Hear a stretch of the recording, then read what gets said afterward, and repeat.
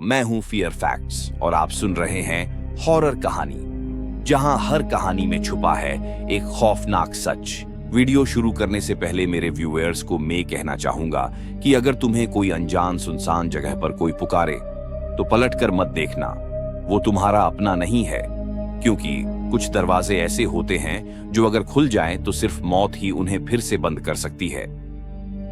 दोस्तों, मेरे नाम विप्लव है।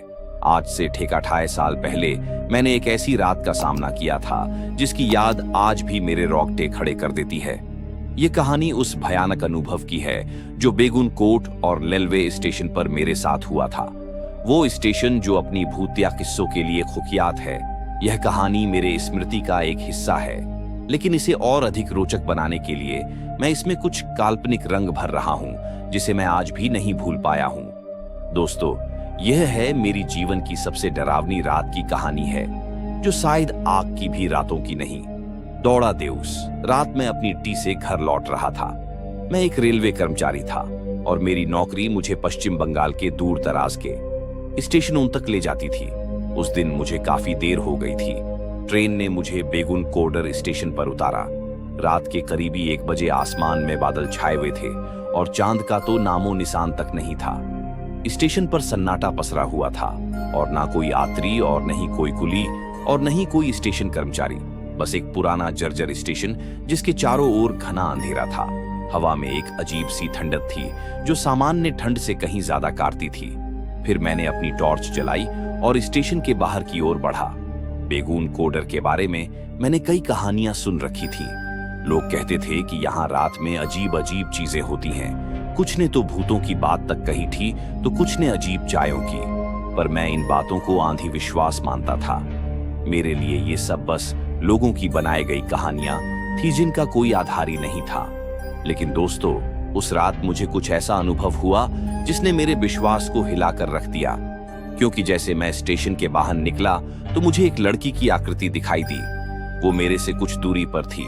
वो धीरे धीरे चल रही थी। उसने सफेद रंग की साड़ी पहन रखी थी जो हवा में हल्के हल्के लहरा रही थी। मुझे ये बहुत अजीब लगा कि इतनी रात गए कोई लड़की भला अकेली यहाँ पर क्या कर रही है। फिर मैंने सोचा शायद वो किसी ट्रेन का इंतजार कर रही होगी। मैंने अपनी चाल तेज कर दी ताकि मैं उससे आगे निकल जाऊं। लेकिन जैसे मैं उसके करीब पहुंचा तो वो फिर से मेरे आगे थी, मानो वो मेरे साथ साथ चल रही हो। फिर मैंने अपनी टॉर्च की रोशनी उसकी ओर मारी, लेकिन उसका चेहरा मुझे साफ साफ नहीं दिखा, क्योंकि उसका सिर झोंका हुआ था और उसके लंबे बाल उसके चेहरे को ढक रहे थे। फिर मैंने मनी मन सोचा कि शायद वो डर रही होगी, क्योंकि रात का समय है और आसपास भी कोई नहीं था। तो मैंने उसके बात करने की कोशिश की। जरा सुनिए, इतनी रात को आप यहाँ अकेली क्या कर रहे हैं? यह बात मैंने जोर से कही, लेकिन उसने कोई भी जवाब ही नहीं दिया। वो बस धीरे धीरे अपनी चाल में चलती रही, जैसे मेरी आवाज उस तक पहुंची ना हो। पर इस बार मेरी आवाज में हल्का सा गुस्सा था, लेकिन उसने फिर भी मुझे कोई जवाब नहीं दिया। और फिर जो हुआ उसने तो मेरे होश ही उड़ा दिए। दरअसल दोस्तों, जैसे मैंने उसे टोका तो वो अचानक ही रुक गई और मैं भी रुक गया। मेरी दिल की धड़कनें काफी तेज हो गई थी और वो धीरे धीरे मेरी ओर मरने लगी, पर उसका चेहरा अभी भी बालों से ढका हुआ था। लेकिन फिर उसने अपने सिर को ऊपर उठाया और जब मैंने उसका चेहरा देखा तो दोस्तों, मेरे पैरों तले तो जमीन ही खिसक गई, क्योंकि उस लड़की का चेहरा, वो चेहरा इंसान का नहीं था। उसकी आंखें पूरी तरह से सफेद थीं, बिना किसी पुतली के उसका मुंह सामान्य रूप से बढ़ा था और उसमें से एक अजीब सी शिश्कारी की आवाज निकल रही थी। मैं डर के मारे पीछे हट गया। मेरी टॉर्च मेरे हाथ से छूटकर जमीन पर गिर गई और उसकी रोशनी बुझ गई। अंधेरी में मैंने देखा कि वो मेरी ओर बढ़ रही थी। उसकी चाल अब सामान्य नहीं थी और वो जमीन से कुछ इंच ऊपर तैर रही थी। मेरे मुंह से चीख निकलने वाली थी, लेकिन मेरी आवाज जैसे गले में अटक गई थी। फिर मैंने भागने की वहां से कोशिश की, लेकिन पता नहीं क्यों मेरी पैर जैसे जमीन से चिपक गए थे। वो मेरे और भी करीब आ रही थी और उसकी साड़ी अब वो हवा में नहीं लेना रही थी, बल्कि वो पूरी तरह से स्थिर थी, जैसे कि समय रुक गया हो। फिर अचानक ही मुझे लगा जैसे कोई अनजानी ताकत मुझे अपनी ओर खींच रही थी।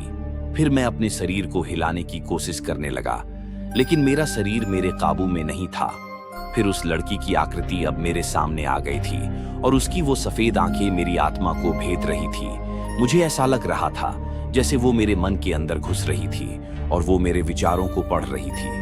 पर मेरे दिमाग में अजीब अजीब तस्वीरों बनने लगी। कब्रिस्तान, टूटी फूटी मारदे और एक औरत की चीख पर मैं ये सब समझ नहीं पा रहा था कि ये सब हो क्या रहा है। फिर मैंने अपनी सारी ताकत लगाकर अपने आप को उस ताकत से छुड़ाने की कोशिश की। फिर मैंने अपने मन में भगवान का नाम लिया और जोर से चिल्लाया तो अचानक की वो आकृति वहां से गायब हो गई। पर अंधेरा फिर से मेरे चारों ओर छा गया। मेरे शरीर में एक चांद से आ गई थी और मैंने अपनी टॉर्च उठाई। फिर जब मैंने उसे जलाया तो वो फिर से काम करने लगी, लेकिन अब वो लड़की वहां पर मौजूद नहीं थी। फिर मैंने इधर उधर देखा, लेकिन अब वो वहां से गायब थी, जैसे कभी वो थी नहीं। फिर मैंने वो रात स्टेशन के पास एक पुराने बरगद के पेड़ के नीचे बिताई। मैंने सोचा कि शायद ये मेरा वहम है। कई साल पहले एक लड़की की रहस्यमय मौत हुई थी। लोग कहते थे कि उसकी आत्मा अभी भी स्टेशन पर भटकती है। उसने मुझे ये भी बताया कि वो लड़की उन लोगों को परेशान करती है जो रात में अकेले स्टेशन पर उतरते हैं। फिर मैं उस बूढ़े व्यक्ति की बातों को सुनकर सिंगर उठा। क्या मैंने वाकई में किसी आत्मा को देखा था या ये सब मेरे दिमाग का वहम है? पर दोस्तों, आज तक मैं इन सब सवालों का जवाब नहीं ढूंढ पाया।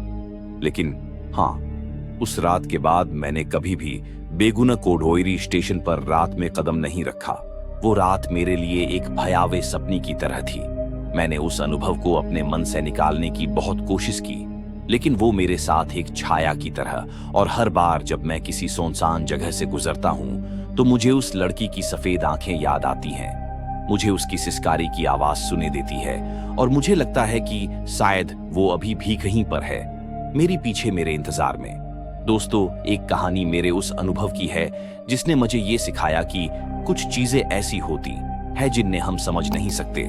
बेगुन कोडोर का वो स्टेशन मेरे लिए सिर्फ एक रेलवे स्टेशन ही नहीं है, बल्कि वो एक रहस्य है जो मेरे मन में हमेशा के लिए बसता रहेगा।